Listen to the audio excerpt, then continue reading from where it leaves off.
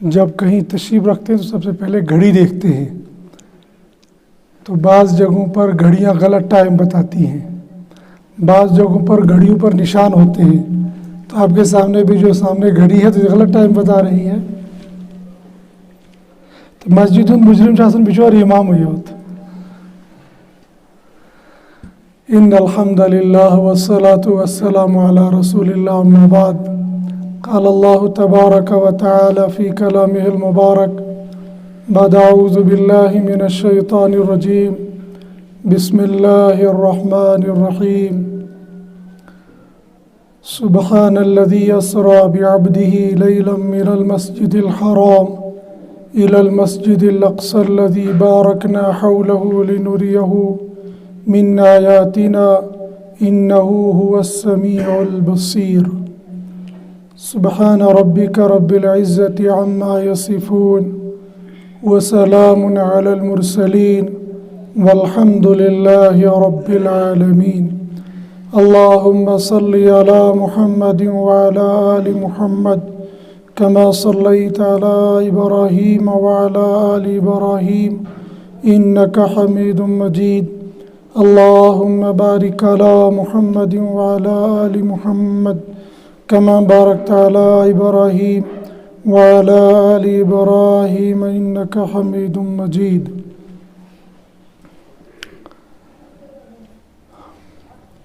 حضرت نبی کریم صلی اللہ علیہ وسلم نے فرمایا اسلام کی بنیاد 5 چیزوں پر ہے. بنی الاسلام علی 5: شہادت ان لا الہ الا اللہ واشہد ان محمدا عبدہ ورسولہ واقام الصلاۃ وایتاء الزکاۃ وصوم رمضان والحج. یہ 5 ہو گئے. ان 5 میں بنیاد پڑتی ہے کلمہ شہادت سے. اگر یہ کلمہ شہادت نہیں ہوگا اور اوپر کے 4 منزلیں ہوں گی، نماز بھی ہے، روزہ بھی ہے، زکوٰۃ بھی ہے، حج بھی ہے، تو یہ دونوں اللہ کے ہاں مردود ہوں گی، مقبول نہیں ہوں گی. ہم جموں میں گئے ایک مرزائی سے ملاقات کرنے کے لیے. اس مرزائی کی ماں مر گئی تھی، تو ہم نے سوچا بہانہ بن گیا اس کو دعوت دینے کے لیے. تو گھر میں گئے، وہ وہاں موجود نہیں تھا، اس کی بیوی وہاں موجود تھی. وہ کہنے لگی میون ہش تیوس نیک کہ ساری زندگی میں اس نے کسی کافر کے ہاتھ کا پانی نہیں پیا. میں نے فٹ سے کہا اس کو ضرورت ہی نہیں تھی کہ دیکھا تروش چاہیے آسان. میں نے کہا کافر کے ہاتھ سے پہننے کی ضرورت، وہ تو خود کافر تھی. کہنے نہیں یہ کیسے، ہم تو مسلمان ہیں، ہم کلمہ پڑھتے ہیں، نماز پڑھتے ہیں، قرآن پڑھتے ہیں، حج کرتے ہیں. اس نے حج کیے تھے، یہ کیے تھے، وہ کیے تھے. میں نے کہا کیے ہوں گے، کر رہے ہوں گے، لیکن تب تک جب تک تمہارا کفر چھپا ہوا ہے. کفر ظاہر ہو جائے پھر تمہیں کوئی اپنی مسجد میں، اپنے گھر میں اور اللہ کے دربار میں آنے کی تم کو اجازت نہیں ہوگی. بظاہر وہ کیا کہہ رہی ہے؟ پکی نمازی تھی، حج بھی کیے تھے، روزے بھی رکھے تھے. اب جس عورت نے کسی کافر کے ہاتھ کا پانی نہیں پیا ہوگا، اپنے اعتبار سے اس نے کتنی تقوی والی زندگی گزاری ہوگی. لیکن یہ ساری کی ساری فضول، اس کا کوئی فائدہ نہیں ملے گا. اس لیے کہ بنیاد اشہد ان لا الہ الا اللہ واشہد ان محمدا عبدہ ورسولہ. جماعتس من نیرت 6 صفات ہیچناون: کلمہ، نماز، علم و ذکر، اقرار مسلم، اخلاص نیت، تفریغ وقت. بنیاد کیا ہے؟ کلمہ. پھر کلمے کے 2 جز کرتے ہیں، لا الہ الا اللہ، دوسرا محمد الرسول اللہ صلی اللہ علیہ وسلم. جتنا لا الہ الا اللہ پر ایمان لانا ضروری ہے، اتنا ہی محمد الرسول اللہ پر بھی ایمان لانا ضروری ہے. مفسرین نے تو اپنے اعتبار سے تشریح کی ہے. حضرت مولانا عمر صاحب پالن پوری رحمۃ اللہ علیہ رحمتوں واسعہ، وہ قرآن کریم کی آیت پڑھتے تھے، ذَلِكَ الْكِتَابُ لَا رَيْبَ فِيهِ هُدًى لِّلْمُتَّقِينَ الَّذِينَ يُؤْمِنُونَ بِالْغَيْبِ الَّذِينَ يُؤْمِنُونَ بِالْغَيْبِ، وہ لوگ جو اللہ کو بن دیکھے ایمان لائے۔ مولانا فرماتے تھے توحید کی جتنی لائنیں ہیں وہ سب اس میں داخل ہے کہ بندہ نہ قولی شرک کرتا ہو، نہ فعلی شرک کرتا ہو، نہ ذہنی شرک کرتا ہو، نہ فکری شرک کرتا ہو، ہر شرک سے وہ پاک ہو۔ الذین یؤمنون بالغیب، جیسے اللہ کی وحدانیت کو ہر چہار جانب سے یکتا اکیلا ماننا لازم اور ضروری ہے، کسی بھی اینگل سے کسی بھی اعتبار سے اللہ کی ذات یا صفات میں غیر کو شریک کرنا کفر ہے، ایسے ہی حضرت نبی کریم صلی اللہ علیہ وسلم کی ذات اقدس کو من کل الوجوہ نبی ماننا ضروری ہے۔ من کل الوجوہ اس اعتبار سے ہم نبی مانتے ہیں، مگر نبی علیہ السلام ہم کیا کہتے ہیں؟ ہمارا تبلیغی جب کھڑا ہوتا ہے تو وہ کہتا ہے ختم نبوت کے طفیل سے ہمیں یہ کار نبوت ملا ہے۔ ختم نبوت کا یہ اعلان کرتا ہے مگر سیدھے سادے الفاظ میں، جب تفصیل میں اس میں جاتے ہیں پھر ختم نبوت کی بہت ساری تفصیل آتی ہے۔ علامہ انور شاہ کشمیری نے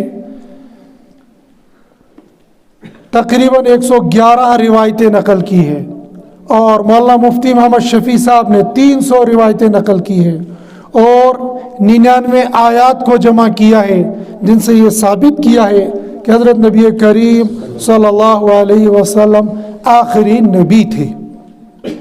تو بنیاد ہے لا الہ الا اللہ محمد الرسول اللہ۔ اگر یہ بنیاد ٹھیک ہوئی تو آئندہ کے جتنے اعمال کرے گا وہ اللہ کے یہاں مقبول ہوں گے۔ تو الحمدللہ یہ لا الہ الا اللہ محمد الرسول اللہ صلی اللہ علیہ وسلم، اس کو ہم زبان سے بھی اقرار کرتے ہیں، دل سے بھی مانتے ہیں، اور اگر لکھنے کی ضرورت پڑے گی لکھتے بھی ہیں، بولتے بھی ہیں۔ اس سے اگلے کے 4 مرحلے نماز، روزہ، زکوٰۃ، حج، ان میں سے نماز، بس اس نماز پر مجھے تھوڑی سی گفتگو کرنی ہے، بات ختم۔ نماز قرآن بھی اس کو اہم مانتا ہے، حدیث بھی اس کو اہم مانتی ہے، میں اور آپ بھی اس کو اہم مانتے ہیں۔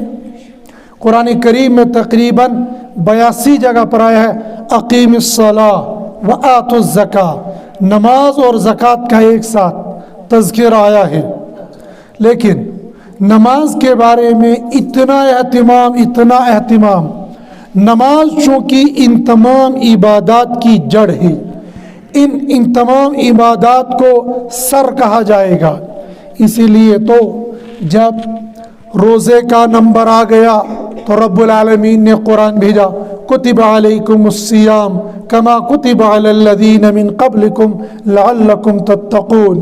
اور جب حج کا نمبر آ گیا، وَلِلَّهِ عَلَى النَّاسِ حِجُّ الْبَيْتِ مَنِ اسْتَطَاعَ إِلَيْهِ سَبِيلًا۔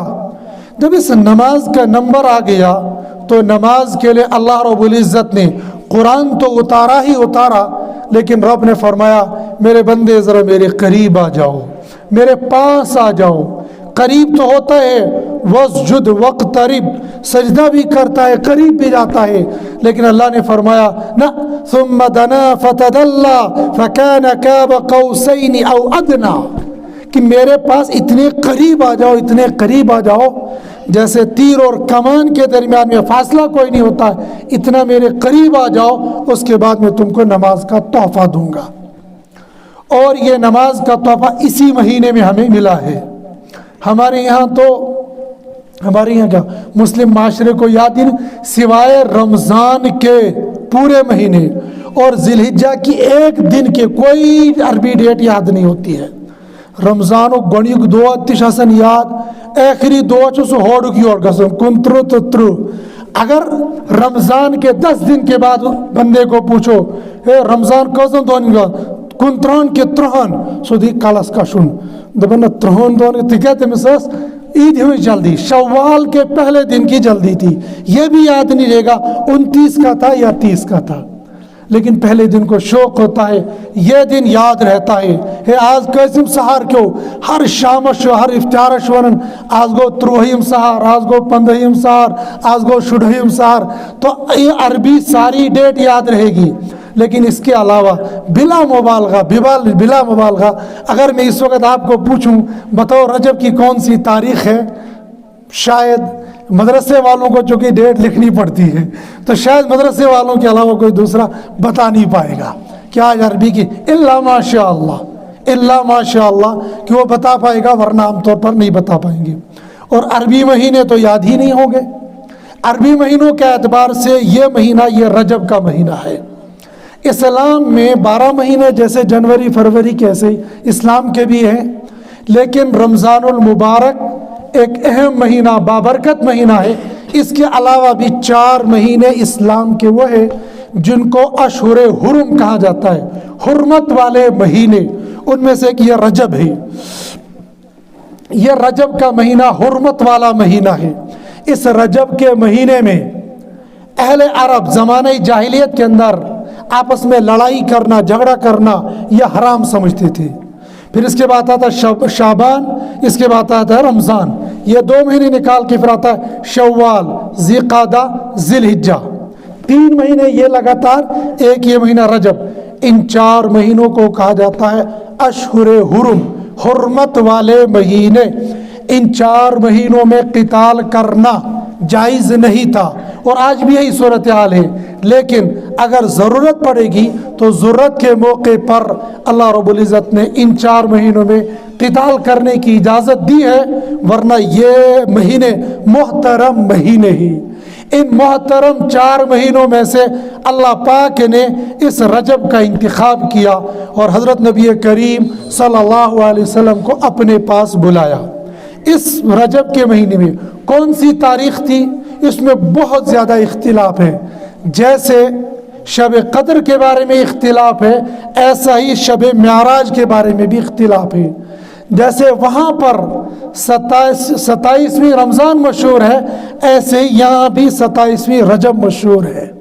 تو 27ویں رجب آنے والی ہے، اس لیے اس رجب کی مناسبت سے میرے ذہن میں آیا میں آپ کو معراج کا مختصر سا واقعہ، لیکن معراج کا واقعہ صرف ایک واقعہ نہیں ہے، بلکہ معراج کے واقعے میں میرے اور آپ کے لیے اور قیامت تک آنے والی امت مسلمہ کے لیے نماز کے ساتھ ساتھ بہت زیادہ نصیحتیں کی گئی ہیں، بہت گناہوں سے روکا گیا ہے، اور بہت گناہوں کی سزا حضرت نبی کریم صلی اللہ علیہ وسلم کو سکھلائی اور بتائی گئی ہے۔ اس لیے یہ چند باتیں میں عرض کروں گا کہ حضرت نبی کریم صلی اللہ علیہ وسلم کو اللہ پاک نے اپنے پاس بلایا۔ کیوں بلایا؟ مفسرین نے اس کی بہت ساری وجہ بیان کی ہے۔ ایک وجہ یہ بیان کی ہے کہ حضرت نبی کریم صلی اللہ علیہ وسلم کو اس سال میں بہت سارے غم ہوئے تھے، ان غموں کی وجہ سے اس سال کا نام رکھا تھا عام الحزن، غم والا سال۔ اس غم کو دور کرنے کے لیے اللہ پاک نے اپنے پاس بلا لیا تھا۔ اور بہت ساری وجہ، ایک اہم وجہ یہ بتائی ہے کہ اللہ پاک نے اپنی عبادت اور اپنی احکام میں سے محتم بشان حکم کو دینا تھا، لہذا وہ حکم دینے کے لیے اپنے پاس بلا لیا۔ اس کی مثال یہ ہے کہ فون پر کہیں گے یہ کرو یہ کرو یہ کرو، لیکن جب کوئی اہم بات کرنی ہوتی ہے تمہیں بندہ اگر ٹائم کرت میں نش یہ ذرا تو یہ تھی کراؤ دربارہ۔ حالانکہ فون پر بھی بتا سکتے تھے، حرج کوئی نہیں تھا، چٹھی بھی بھیج سکتے تھے، حرج کوئی نہیں تھا، لیکن کہتے نہیں یہیں پر آ جاؤ گے، دربار تھی کراؤ، یہ تھی کراؤ کا تو بات آتی ہے۔ اللہ رب العزت نے اپنے حبیب محمد الرسول اللہ صلی اللہ علیہ وسلم کو فرش سے عرش کی طرف بلایا۔ مشہور روایت یہی ہے کہ آپ صلی اللہ علیہ وسلم مکۃ المکرمہ میں تھے۔ مکۃ المکرمہ سے حضرت نبی کریم صلی اللہ علیہ وسلم کو آسمان پر کی طرف لے جانا تھا، لیکن امت کو کچھ سبق دینا تھا اور امت کو کچھ سکھانا اور بتانا تھا، لہٰذا آپ کو وایا مدینہ، وایا ملک شام اور فلسطین میں پہنچا دیا۔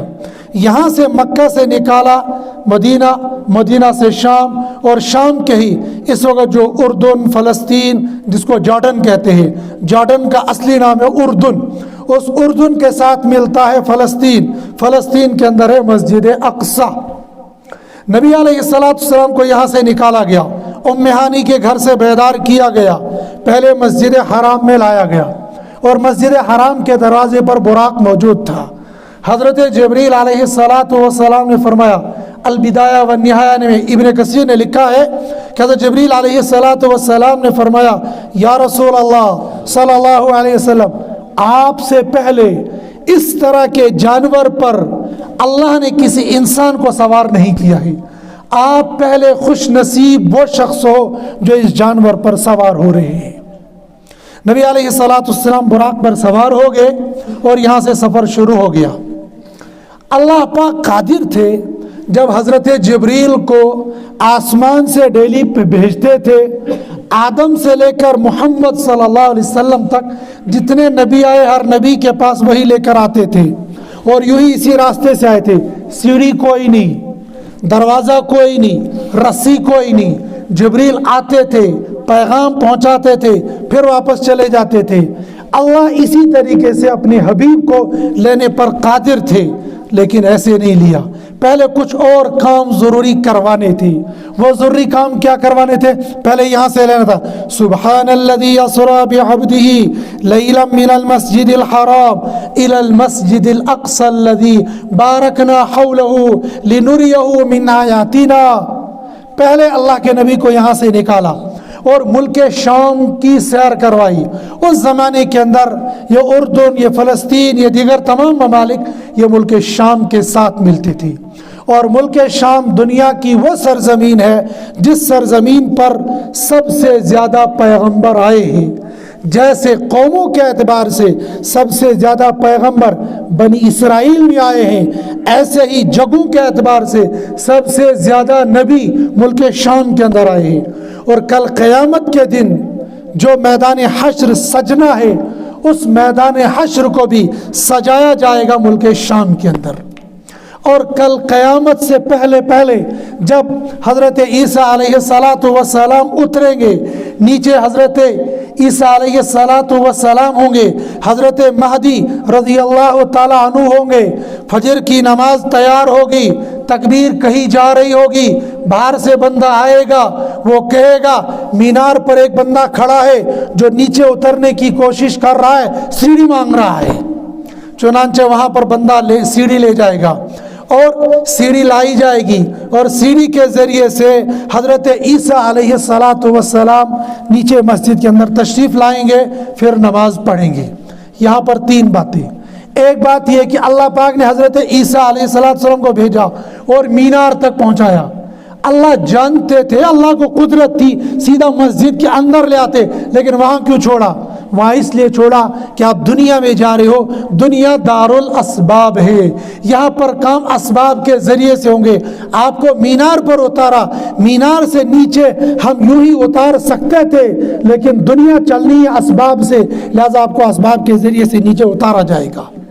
ایک بات، دوسری، صف اول کے اندر حضرت عیسیٰ علیہ السلام ہوں گے، حضرت مہدی علیہ السلام ہوں گے، مکبر نے تکبیر کہی ہوگی، اور پھر نبی علیہ السلام کے فرمان کے مطابق حضرت عیسیٰ علیہ السلام سے کہا جائے گا، چلیے امامت کرا دیجیے۔ حضرت عیسیٰ علیہ السلام اس وقت فرمائیں گے، امامکم منکم، تمہارا امام تم میں سے ہوگا۔ علامہ انور شاہ کشمیری رحمۃ اللہ علیہ نے حضرت عیسیٰ علیہ السلام کی حیات پر 111 روایتیں التصریح بما تواتر فی نزول المسیح میں لکھی ہے۔ حضرت عیسیٰ علیہ السلام آسمان پر ہیں، زندہ ہیں، یہ ہمارا عقیدہ ہے۔ وہاں پر ابھی بھی زندہ ہیں، یہ ہمارا عقیدہ ہے۔ قیامت سے پہلے آئیں گے، یہ ہمارا عقیدہ ہے۔ اور یہاں پر امامت کے لیے کھڑے ہو جائیں گے، لیکن امامت کروائیں گے نہیں، کہیں گے امامکم منکم، یہ ہمارا عقیدہ ہے۔ آئیں گے نبی بن کر نہیں، امتی بن کر۔ اس لیے کہ اگر نبی بن کر آتے تو نبی کی موجودگی میں پھر امتی کو نماز پڑھانے کا حق نہیں، پھر نبی کو ہی نماز پڑھانی تھی، لیکن امتی بن کر آئیں گے۔ یہ بات اس لیے عرض کر رہا ہوں کہ جوان یا تو موبائل سنتے ہیں اور یا ہمارے جوان باہر پڑھنے کے لیے جاتے ہیں، تو باہر یہاں پر خطرہ نہیں ہے، یہاں سے باہر جاتے ہیں تو طرح طرح کے حالات ان کے سامنے ہیں، طرح طرح کے دعوے ان کے سامنے تھے، طرح طرح کی چیلنجیں ان کے سامنے آتی تھی۔ بہت دور نہیں، بدروا جاتے ہیں، بدروا کالج میں پڑھنے والوں کو ذہنوں کے اندر بھی فطور ڈالنے کی کوشش کی جاتی ہے، صرف اسٹوڈنٹ کے ذریعے سے نہیں بلکہ ٹیچر اور لیکچرار بھی اس نظریے اس ذہن کے ہوتے ہیں جو حیات عیسیٰ کے قائل نہیں ہے، بلکہ عیسائی نہیں ایک مسلمان جو ایک کالج کا لیکچرار ہے، اردو لیکچرار ہے، 25 دسمبر کو میں نے حیات عیسیٰ پر تقریر کی، دوسرے دن میرے پاس آیا، دونوں مول صاحب ایک بات تو ہے نا کہ ایک بات پر ہم اور عیسائی تو متفق ہے نا؟ میں نے کہا کون سی؟ کہا آسمان پر اٹھائے جانے۔ میں نے کہا بالکل، وہ بھی کہتے ہیں رفع الی السماء، ہم بھی کہتے ہیں رفع الی السماء۔ کہتا ہے یہ لیکن اس کا مذہب متفق چھے دل کیا جھگڑے باگڑو تولو نہ سن۔ میں نے کہا کم وقت کہیں کہ یہ جھگڑا ہے، یہ عقیدہ ہے۔ میرا دوست تھا وہ، میرے جانے بہت اچھی سلام تھا اس کے ساتھ۔ میں نے کہا کم وقت کافر ہو جائے گا، یہ اپنے بول واپس لے لے۔ کہتا کیوں؟ میں نے کہا وہ کہتے ہیں حضرت عیسیٰ کو سولی پر لٹکایا گیا، الیاذ باللہ تمنجزہ پھینس، اس کے بعد ان کو آسمان پر اٹھایا گیا، اور ہمارا قرآن یہ کہتا ہے وما قتلوه وما صلبوه ولكن شبه لهم بل رفعه الله الیہ، اللہ پاک نے ان کو آسمان پر اٹھا لیا، وما قتلوه وما صلبوه، نہ سولی دی گئی نہ ان کو قتل کیا گیا بلکہ ان کو زندہ آسمان پر اٹھا لیا گیا۔ یہ ہمارا عقیدہ ہے۔ تو بعض پڑھے لکھے جاہل ان کو کہتے ہیں انٹرلیکچوئر، تو وہ عادی ہوتے ہیں، وہ یہ پڑھ لیتے ہیں اور پڑھنے کے بعد ختم، اور وہاں نہیں، آپ کے ذہنوں میں نہیں ہوگا، لیکن جن لوگوں نے پہلے اردو پڑھی ہے ان لوگوں کو شاید ذہن میں ہوگا یہاں کی 8th کی اردو، اس کے اندر ایک کہانی لکھی تھی، اس کہانی میں لکھا تھا لوگ دریا میں سفر کر رہے تھے اور دوران سفر کشتی ڈگمگانے لگی، اور جب ڈوبنے لگی تو ہر قوم نے، اس میں مسلمان بھی تھے، ہندو بھی تھے، عیسائی بھی تھے، طرح طرح کے لوگ تھے، ہر آدمی نے اپنے اپنے اعتبار سے اپنے اپنے خداؤں کو پکارنا شروع کیا۔ پھر خالی جگہوں کو پر کیجیے، وہ چیپٹر ختم ہو گیا، کہانی ختم ہو گئی۔ اس میں لکھا تھا، اور بہت ساری، اس میں لکھا تھا حضرت عیسیٰ کو ڈیش ڈیش پر چڑھایا گیا، اوپر وہاں پہلے آیا تھا کہ عیسائی صلیب کو لے کر اپنے خدا کو پکارنے لگے۔ صلیب کیا ہوتی ہے؟ بہت سارے لوگوں کو صلیب کو پتہ نہیں ہوتا، یہ پلس کا نشان، لیکن پلس بیچ میں ہوتا ہے، صلیب اوپر ہوتی ہے، ڈنڈا اوپر بھی نکلا ہوگا تو نیچے بھی ہوگا۔ اور ہمارے بہت سارے جوان گلے کے اندر جنجیر پہنتے ہیں، جنجیر سونے کی ہو، جنجیر چاندی کی ہو، جنجیر لوہے کی ہو، کسی چیز کی جنجیر جوانوں کو پہننا جائز نہیں ہے، کسی طرح کا کڑا جوانوں کو پہننا جائز نہیں ہے، چاندی کی انگوٹھی کے علاوہ لوہے اور تانبے کی انگوٹھی پہننا مردوں کے لیے اس کی اجازت نہیں ہے۔ یہاں تو نہیں ہے لیکن باہر کانوں کو کھدواتے ہیں اور ہاتھوں پر دھاگا باندھتے ہیں، یہ سارے وہ کام ہیں جو یہودیوں والے کام ہیں۔ تو ہمارے جوان زنجیر ڈالتے، اس زنجیر میں بعض مسلم جوانوں کو دیکھا وہ صلیب کا نشان ہوتا ہے اور ان کو پتہ بھی نہیں ہوتا ہے۔ ایک جوان کتابیں بیچ رہا تھا، راستے میں ہوتے کتاب بیچ رہا، اس کے گلے میں نہیں دیکھا، میں نے یہ عیسائی ہے، بات کی اس سے تو اس نے مسلمانوں والا نام بتایا، عیسائی بھی اس مسلمانوں والا نام رکھتے۔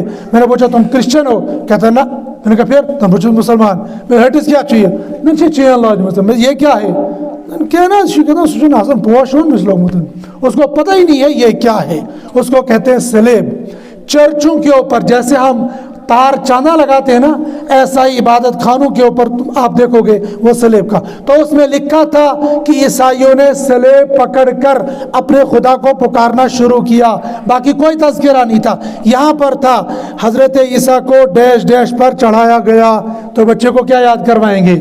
حضرت عیسیٰ کو صلیب پر چڑھایا گیا۔ بہت سارے ہمارے ساتھیوں نے اس کو یاد کیا ہوگا اور سوال اور جواب میں لکھا بھی ہوگا. ہمارا عقیدہ کیا ہے؟ آسمان پر اٹھا لیا گیا ہے. صلیب کا تو تصور ہی نہیں ہے، لیکن وہ کہتے ہیں پھانسی بھی دی گئی. بچے کے ذہن میں یہ بات آج سے آ گئی ہے کہ حضرت عیسیٰ کو صلیب پر چڑھایا گیا تھا. بعد میں کیا ہوتا ہے، ہمارے بہت سارے ماسٹر ہوتے ہیں نا، تو کیا رہو نصاب ستن چھیڑتن، اسکولوں میں کیا پڑھایا جاتا ہے، آپ کو کیا ہوتا ہے. ایک ماسٹر میرے پاس آیا، کہنے لگا میں تیرے خلاف پرچہ دوں گا. یہیں پر میں نے ایک تقریر کی تھی، دم بگا سے کشتوار سے خلاف میں پرچہ، میں نے کہا FIR میں لکھ کر دوں گا. گاس یہ دینچی پرچہ گاس دیے. کیوں؟ بس ایسے تم نے یہ کیوں کہا، یہ کیوں کہا، یہ کیوں کہا. دیکھو ہمیں کیا لینا دینا اس سے. یہ جو نئی پود نئی نسل ہمارے سامنے ہے، اس کی جان کی، مال کی، ایمان کی حفاظت کرنا ذمہ داری یہ ہمارا ذمہ ہے. باقی کون بچے گا کون نہیں بچے گا ہمیں اس سے معلوم پتہ نہیں ہے. یہاں کی اردو کتاب کے اندر یہ لکھا گیا. اور نئی جو پالیسی آ گئی ہے 2019 کی، جو نئی تعلیمی پالیسی آ گئی ہے، عام کو تو پتہ نہیں ہوگا، لیکن یہ جو ماسٹر حضرات ہیں ان کو بھی سب کو پتہ نہیں ہوگا. نئی پالیسی ہمارے اکابرین میں سے ایک بہت بڑے بزرگ ہیں، حضرت مولانا مفتی عبدالغنی ازہری صاحب. آپ میں سے تو بہت ساروں نے نام بھی نہیں سنا ہوگا اور اکثر نے تو دیکھا نہیں ہوگا، کچھ نے دیکھا ہوگا. ازہری صاحب بہت بڑے سکالر ہیں، بہت بڑے عالم اور بہت بڑے گردے والے ہیں. جب یہ 370 کا قضیہ ہو گیا نا تو سارے ایسے پریشان تھے. تو واحد ہم گئے ان سے ملنے کے لیے، ہم پریشان جیسے تھے. میں نے کہا حضرت یہ ہو گیا. حضرت کیا ہو، یہ کون سا مسئلہ ہے، تم اس سے پریشان کیوں ہو؟ میں نے کہا یہ ہو گیا. کہ کچھ نہیں ہوا، یہ چاہے کچھ بھی کر لے ہونے والا کچھ نہیں. انہیں کچھ اور تفصیل بتائی تھی، لیکن اتنے بڑے حادثے پر جس پر سارے پریشان تھے کہنے کو کچھ بھی نہیں. ہمت یہ. تبھی جو چند ماہ پہلے یہاں آئے تھے تو ہم ملنے کے لیے گئے تھے. میں نے کہا حضرت وہ جو تعلیمی نئی پالیسی آئی ہے آپ نے دیکھی ہے؟ کہنے کہ بھائی بہت خطرناک ہے. وہ محض مولانا ارشد مدنی صاحب، آپ نے تو سب نے تقریباً دیکھا ہوگا کتنی ہمت ہے، کتنی جرأت ہے. نومبر میں دارالعلوم میں رابطے کا اجلاس تھا. رابطے کے اجلاس میں مولانا نے خود کہا اتنی کم ہمتی اور ایک سمجھے نا امیدی جیسی ظاہر کی ہے کہ تعلیم کے معاملے میں حالات درست نہیں ہے. مادر علمی دارالعلوم دیوبند نصاب کی تبدیلی کرنا یہ تو بہت دور کی بات ہے، یہ سننے کے لیے بھی تیار نہیں تھا. لیکن یہ تعلیمی پالیسی سامنے آنے کے بعد مدارس کے اندر بھی نصاب کی تبدیلی کے بارے میں غور و فکر کیا جا رہا ہے. اور اس میں تو ٹنٹا ہی ختم ہے، سب کچھ ختم ہے. جب یہ 2014 میں یہ قضیہ ہو گیا تھا تو اس وقت مادر علمی دارالعلوم دیوبند سے 4 بزرگ اور حضرت مولانا رحمۃ اللہ صاحب بانڈی پورہ سے دلی گئے تھے. تو منموہن کو جب یہ سارا بتایا گیا کہ لگا اچھا وہ پنجاب میں بھی وہ چھوٹے چھوٹے کتابیں لے کر جاتے ہیں مسجد میں، وہی تو کہا وہی ہمارا مکتب ہوتا ہے، وہیں ہم پر قرآن پڑھتے ہیں. کہ لگا سر ختم ہو، یہ پاٹھ شالہ میں یہ لوگ داخل نہیں ہوں گے. اس وقت نکال دیا تھا. پھر یہاں پر ایک قضیہ پھر ہو گیا. پھر سیکٹریٹ میں گئے، جو تعلیمی پالیسی یہاں کا جو لا منسٹر تھا، اس لا منسٹر کے ساتھ جب پہلے ہم ملنے کے لیے گئے نا، حضرت مولانا رحمۃ اللہ صاحب تھے اور حافظ فیاض صاحب تھے اور میں تھا ان کے ساتھ میں. جب گئے نا اس نے ایک نہیں سنی. پھر جب واپس گیٹ تک آئے بندہ سے ایک پی اس کو دوڑتا ہوا آ گیا. بیٹھو بیٹھو بیٹھو چائے پئیں گے چائے پئیں گے. تتکال وہ تم اس کے تھا کہ یہ کو کوتا بوڑ بزرگ شیخ مولانا رحمۃ اللہ صاحب. پھر بٹھایا اور بٹھانے کے بعد پھر وہ آدھا گھنٹہ سنا کیا مسئلہ ہے. پھر اسی وقت وہ اپنا PA بلایا اور ڈرافٹ ہمارے سامنے بنوایا. کہا جو آپ کہو گے وہ ہم لکھیں گے. وہ ڈرافٹ بنایا، دوسرے دن پریس میں نکالا. وہ لا منسٹر تھا، اس نے وہ قانون پاس کر دیا. یہاں پر یہ نہیں چلے گا، یہاں پر جو نصاب ہے وہ نصاب چلے گا. لیکن نصاب کے اندر اتنی بڑی تبدیلی آ رہی ہے، اس تبدیلی کے ذریعے سے نئی نسلوں کے ایمان کو کھوکھلا کیا جا رہا ہے اور انسان کو پتہ بھی نہیں چلتا ہے کہ یہ ہو کیا رہا ہے. بہرحال نصاب کے اندر جو بھی تبدیلی ہوگی وہ آنے والی ہے. ماضی کے نصاب کے اندر یہ تبدیلی تھی. اور باطل کتنی محنت کرتا ہے ہم تصور بھی نہیں کرتے ہیں. آپ نے کتابوں کے اندر ایک مضمون پڑھا ہوگا، سدھ مہادیو پڑھا ہے نا؟ ماسٹروں نے تو پڑھا ہوگا، جو نئے ماسٹروں نے پڑھا ہوگا سدھ مہادیو. اور کسی کو پتہ نہیں ہوگا سدھ مہادیو ہے کہاں پر، لیکن بہرحال ہے جموں کشمیر کے اندر، اس میں پڑھا ہے. اس کے اندر 2 مضمون ہیں، ایک ہے سدھ مہادیو کا اور ایک بزرگ کا لکھا ہے. ان دونوں بزرگوں کے جب ہمارے بزرگ کا نمبر آ گیا تو کہا ان کے اخلاق ایسے تھے، ان کے کردار ایسے تھے، لوگوں کو کھانا کھلاتے تھے، اس کے ساتھ پیش آتے، اخلاقیات کو پیش کیا۔ جب سدما دیو کا نمبر آ گیا تو جب پنڈت کا نذکر آ گیا تو کہا پنڈت کے ہاتھ میں ترشول تھا، اس ترشول کو انہوں نے ایسے پھینکا تو ان کو 3 شاخیں آگے تھی، ایک ادھر گری، ایک ادھر گری، ایک ادھر گری، تینوں جنگوں پر 3 مندر رکھے گئے، اس مندر کا نام یہ ہے، اس مندر کا نام یہ ہے، اس مندر کا نام یہ ہے۔ کلوز چیپٹر، کوئی بھی نہیں سمجھا ہوگا۔ ایک ماسٹر کو ہم نے کہا کہ بھئی یہ کیا ہے، کیا ہوگا MC تھا، یہ پڑھانے والا پڑھا رہا ہے، پڑھنے والا پڑھ رہا ہے، ہو کیا رہا ہے؟ ان کا کام سب کو بگاڑنا نہیں ہوتا ہے، ذہن سازی کے یا عقیدے کو بیان کیا، وہاں اخلاقیات کو بیان کیا گیا۔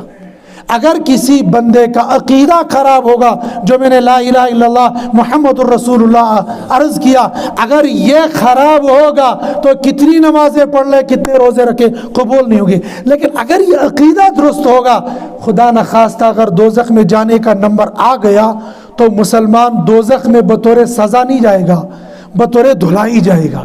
جیسے ہم میلے کپڑے کو واشنگ مشین میں یا بڑنگ آوس پیٹھن وہاں ڈنڈے سے مارتے ہیں، لت منڈ چس کرن، پاؤڈر چس تراون، وہاں باہر ہوتے دھوبی، وہ مارتا ہے پتھروں پر، دیکھنے والا کہے کہ جو پاگل گمدن شو پلون لوگوں مار دیون، یا وہ پلو لوگ مت کائن کن سٹن۔ حالانکہ اس کا مقصد ان کپڑوں کو پھاڑنا نہیں ہوتا ہے، پتھروں کو مارنا نہیں ہوتا ہے، اس کا مقصد ہوتا ہے ان کپڑوں سے میل اتارنا۔ ایسے ایمان والے کا ٹھکانہ جہنم نہیں ہے، ایمان والے کا ٹھکانہ تو جنت ہے۔ لیکن اللہ پاک دوزخ میں بھیجیں گے یہ جو گناہ کیے ہوں گے، نماز نہیں پڑھی ہوگی، وقت پر نہیں پڑھی ہوگی، گالی دی ہوگی، کسی کا پیسہ کھایا ہوگا، کچھ یہ گناہ کیے ہوں گے، یہ میل چڑھا ہوگا، اللہ پاک بھیجیں گے ذرا کرونی سن۔ اس سے زیادہ آسان مثال پہ بہت سن کھاروان، اوس آسان کھاروان نا سونت کالے اس نمون بنگڑی تی، دریت تی، مخ تی، چھندری تی، کوڑ حضرت راک نن بکاسا کھاروان، پورا دن وہاں لگتا، مشینوں چلاون آسان چلاون، آسان لگت زکن دیوان پاش دیوان زکن، اس کا کام کیا ہوتا ہے؟ بٹھی میں ڈالنا، یہ سسن تیز کریں، جب یہ تیز کر کے لائے گا پھر یہ گھاس بھی کاٹے گا، پھر یہ لکڑی بھی کاٹے گا، لانگ تی ٹھالے ساری کام کر، مگر سب مونڈا ایسی وہ کچھ بھی نہیں کرے گا، چند دنوں کے اندر زنگ لگ جائے گا، ختم ہو جائے گا۔ ایمان والے کو اللہ پاک دوزخ میں بھیجیں گے یہ میل نکالنے کے لیے، ورنہ سزا اس کو وہاں نہیں ہوگی، وہ میل میں ہی جتنی سزا اس کو ملنی ہوگی وہ، ورنہ ایمان والے کا ٹھکانہ تو جنت ہے، دوزخ نہیں ہے۔ لیکن ہونا چاہیے عقیدہ درست۔ تو یہ عقیدہ حضرت عیسیٰ علیہ السلام زندہ ہیں، آسمان پر ہے، قیامت سے پہلے اتریں گے اور وہی ملک شام میں مسجد کے مینار پر اتریں گے، پھر نیچے آئیں گے، پھر یہاں نماز پڑھیں گے، اس کے بعد حضرت مہدی رضی اللہ تعالیٰ عنہ کے ساتھ نکلیں گے اور دجال جو پوری زمین کا چکر کاٹ رہا ہوگا مقام لط پر اس کو ختم کر دیں گے۔ یہ چپٹر لمبا چوڑا ہے لیکن اس کو پڑھنا بھی چاہیے، اس کو سننا بھی چاہیے، اور یہ ہمارا عقیدے میں داخل ہے، لہذا اس کو پوری معلومات حاصل کرنا یہ ضروری ہے۔ میں تو یہ عرض کر رہا تھا کہ وہ جو حولہ ملک شام اور جہاں پر انبیاء علیہ السلام آئے ہیں اور اس کے ارد گرد جو برکتیں تھی، یہاں سے حضرت نبی کریم صلی اللہ علیہ وسلم کو نکال کر مسجد اقصیٰ کے پاس لایا گیا، مسجد اقصیٰ کے باہر براق کو باندھا گیا۔ یہ سارا زمینی سفر ہو رہا ہے، بتانا ہے امت کو یہ دنیا دار الاسباب ہے، اس میں جتنا کرو گے اتنا پاؤ گے اور جتنا نہیں کرو گے نہیں ملے گا، چپ چاپ کے بیٹھو گے اللہ تعالیٰ واتنا ہے آسمان پڑھن نہ، پھر وہ اسی کے پاس ہو جائے گی۔ دبنا اللہ تعالیٰ کھلاتا ہے لیکن پہلے جوتے کھلاتا ہے پھر کھانا کھلاتا ہے، وہ تو نا اس کے جوان کے ساتھ ایسا معاملہ ہو گیا تھا۔ اسباب کو اختیار کریں گے، دنیا دار الاسباب ہے۔ پھر یہاں پر 2 گانا نماز پڑھی اور 2 گانا نماز پڑھنے کے لیے بیت المقدس کا انتخاب کیا۔ کیوں؟ مسجد حرام بھی تو تھی، مدینہ منورہ بھی تو تھا، لیکن چونکہ یہ ملک شام کے اندر آتا تھا اور ملک شام یہ برکت والی جگہ ہے، اس برکت والی جگہ پر انبیاء علیہ السلام ہر نبی مکہ المکرمہ آیا ہے، ہر نبی نے طواف کیا ہے، لیکن اکثر انبیاء کا مسکن یہ ملک شام رہا ہے، اور ملک شام کی بربادی قیامت کی علامتوں میں سے ایک ہے، اور ملک شام تباہ ہو گیا۔ اور ملک جو قیامت کی علامتوں میں سے بڑی بڑی علامتیں ہونے والی ہے وہ تقریباً ختم ہو گئی ہے، ظاہر ہو چکی ہے۔ ہاں بہت بڑی بڑی، نزول عیسیٰ کا، خروج دجال کا، اور ظہور مہدی کا، دابت الارض کا، یہ بڑی بڑی علامتیں ظاہر ہونے والی ہے، ورنہ چھوٹی چھوٹی جتنی تھی وہ سب ظاہر ہو گئی ہے۔ یہاں فلسطین کے اندر حضرت نبی کریم صلی اللہ علیہ وسلم مسجد اقصیٰ میں داخل ہو رہے ہیں، یا آدم علیہ السلام سے لے کر حضرت عیسیٰ علیہ السلام تک سارے کے سارے یہاں پر جمع ہو گئے تھے۔ حضرت آدم علیہ السلام خیال کر رہے تھے میں ابو الآدم ہوں، نماز میں پڑھاؤں گا۔ حضرت موسیٰ میں کلیم اللہ ہوں، نماز میں پڑھاؤں گا۔ عیسیٰ میں روح اللہ ہوں، نماز میں پڑھاؤں گا۔ ابراہیم میں خلیل اللہ ہوں، نماز میں پڑھاؤں گا۔ لیکن محمد تم رسول اللہ ہو، نماز تم پڑھاؤ گے۔ دو گانا نماز پڑھائی، اس وقت سے ہمارے نبی کا لقب پڑ گیا امام انبیاء، تمام نبیوں کی امامت کروائی حضرت نبی کریم صلی اللہ علیہ وسلم نے۔ یہاں سے اللہ کے نبی صلی اللہ علیہ وسلم براق ہٹ گیا، یہاں سے سیڑھی آ گئی، معراج شروع ہو گئی۔ اس سیڑھی کو ہی معراج کہتے ہیں۔ اس سیڑھی کے ذریعے سے پہلے آسمان، دوسرے آسمان، تیسرے آسمان، چوتھے، پانچویں، چھٹے، ساتویں۔ جب یہ واقعہ آپ پڑھو گے تو آپ پڑھو گے پہلے آسمان پر اس نبی سے، دوسرے پر اس نبی سے، تیسرے پر اس نبی سے، چوتھے پر اس نبی سے۔ حالانکہ ان تمام انبیاء علیہم السلام دو نبیوں، ایک نبی کے بارے میں تھے، نص قطعی سے ثابت ہے، حضرت عیسیٰ آسمان پر اٹھا لیے گئے، لیکن حضرت ادریس علیہ السلام کے بارے میں بھی بعض روایات کے اندر آتا ہے ان کو بھی زندہ آسمان پر اٹھا لیا گیا ہے۔ ان کے علاوہ جتنے نبی ہیں وہ ظاہری طور پر، طبعی طور پر وہ دنیا سے پردہ فرما گئے ہیں، ان کو قبروں کے اندر رکھا گیا ہے۔ لیکن قبروں کے اندر رکھنے کے بعد اللہ قادر ہے اس بات پر کہ اللہ مسجد اقصیٰ کے اندر جمع کریں گے۔ اللہ قادر ہے اس بات پر ان کو پہلے آسمان پر، دوسرے پر، تیسرے پر، چوتھے پر، پانچویں پر، چھٹے پر، ہر آسمان پر لائیں گے، اور یہ سارا منزل طے ہو گیا سدرۃ المنتہی۔ یہاں پر حضرت جبریل علیہ السلام نے فرمایا یہاں سے آگے آپ جائیے، میں یہاں پر رک جاتا ہوں۔ حضرت نبی کریم صلی اللہ علیہ وسلم تھے بشر، لہٰذا یہاں سے آگے چلے گئے۔ حضرت جبریل تھے نور، لہٰذا یہاں رک گئے۔